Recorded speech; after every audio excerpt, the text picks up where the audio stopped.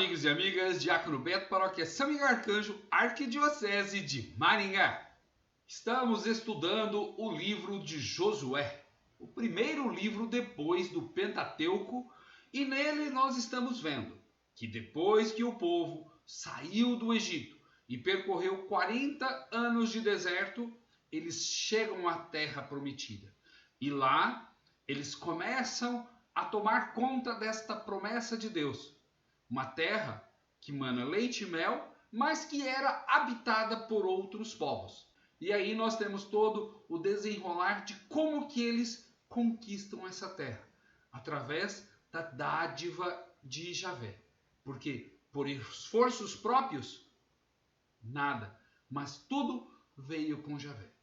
E agora, nos capítulos finais, o 22, o 23 e 24, a terceira parte do livro que encerra esse ciclo.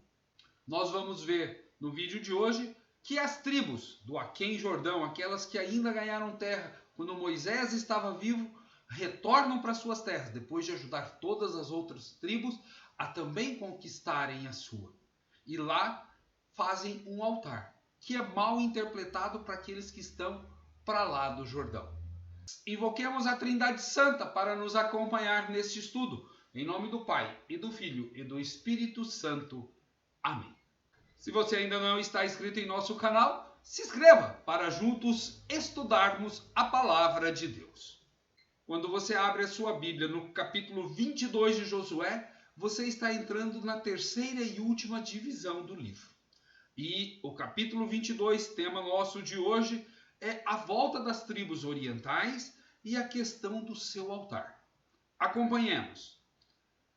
Versículo 1. Josué convocou os Rubenitas, os Gaditas e a meia tribo de Manassés e lhe disse: quem que são essas tribos? São aquelas que, quando eles chegam na terra prometida, eles avistam o Jordão, 2 tribos e meio ganham terra. Essas. Aí depois eles falam assim: nós já estamos nessa terra, nós não vamos passar o Jordão para ajudar vocês. E aí é chamada a atenção deles e eles acompanham durante todo esse processo para as outras tribos também terem terra, fazendo assim a unidade. E com isso, quando eles voltam para sua terra, na margem do rio Jordão, eles fazem um altar. Vejamos. Disse Josué para eles: tendes observado tudo que Moisés, servo de Javé, vos ordenou, e tendes me obedecido em tudo que vos ordenei. Não abandonastes os vossos irmãos durante este longo tempo até o dia de hoje. Vocês lembram que parece que a tomada da terra é rápida, mas nós vimos que não. Ela é lenta e gradativa, e aqui fala isso. Cumprindo a observância do mandamento de Javé, vosso Deus. Agora, pois, Javé, vosso Deus, concedeu aos vossos irmãos o repouso que lhes havia prometido. Esse repouso aqui tem 2 pontos. Primeiro, estarem na sua terra. Segundo, os inimigos, aqueles que foram expulsos da sua terra para que eles pudessem entrar, estão em paz. Não criaram forças para revidar. Pelo menos por enquanto não. Voltai, pois, às vossas tendas, a terra em que tendes vossos domínios e que Moisés, servo de Javé, vos deu além do Jordão. Não tribos antes do Jordão, tribos depois do Jordão. Tende cuidado somente de pôr em prática com diligência o mandamento e a lei que Moisés, vosso servo, vos estabeleceu. Aqui nós vamos ver 5 verbos importantes. Primeiro, amar Javé, vosso Deus. Segundo, seguir os seus caminhos. Terceiro, observar os seus mandamentos, apegando-se a eles, apegar, e servindo-o de todo o vosso coração, por toda a vossa alma. 5 verbos para falar o cuidado que eles têm que ter. Então, primeiro, amar, seguir, observar, apegar-se e servir-se dos mandamentos de Deus no dia a dia. O texto vai continuar e Josué vai falar: voltai às vossas tendas com grandes riquezas, muitos rebanhos, prata, ouro, bronze e ferro e grande quantidade de roupa. Reparti, pois, com os vossos irmãos os despojos dos vossos inimigos. Aqui nós temos algo diferente do que nós vimos até então, onde todas as cidades foram consagradas em anátema. Aqui diz que não. Houve despojos. Então, se houve o pegar os despojos, Então não foi tudo em anátema. E às vezes o texto ele é meio contraditório assim. Mas isso não nos deve preocupar, porque ao longo dos séculos esse texto ganhou revisões. E um grupo entende de um jeito, outro grupo entende de um outro, mas não muda o essencial, aquilo que Deus fez para o povo. Já em seguida, a partir do versículo 9, muda a ereção de um altar junto ao Jordão. Os filhos de Rubem e os filhos de Gade voltaram com a meia tribo de Manassés e deixaram os israelitas em Silo, na terra de Canaã, para ir à terra de Galaade, onde estavam estabelecidos, segundo a ordem de Yahvé transmitida por Moisés. E aí eles vão construir um altar nas margens do Jordão, um altar de grande proporção.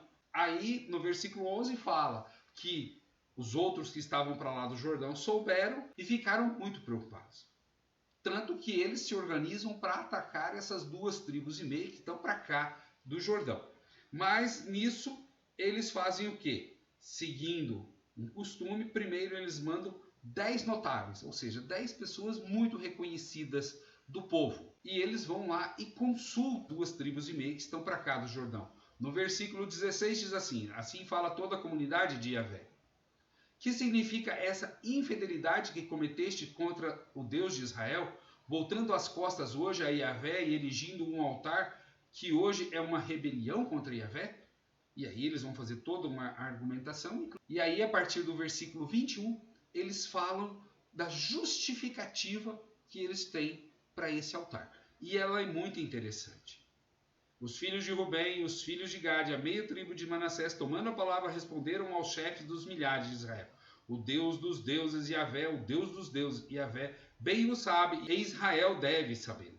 Se houve de nossa parte rebelião ou infidelidade para com Yahvé, que ele deixe de nos salvar neste dia. E se erigimos um altar para apartarmos de Yahvé e para nele oferecermos holocausto e oblação, ou para nele fazer sacrifícios de comunhão, que Yahvé disso nos peça conta. Aí vem a justificativa. Na verdade, foi por inquietação que agimos dessa maneira, dizendo: amanhã os vossos filhos poderiam dizer aos nossos: que relação há entre vós e Yahvé, o Deus de Israel?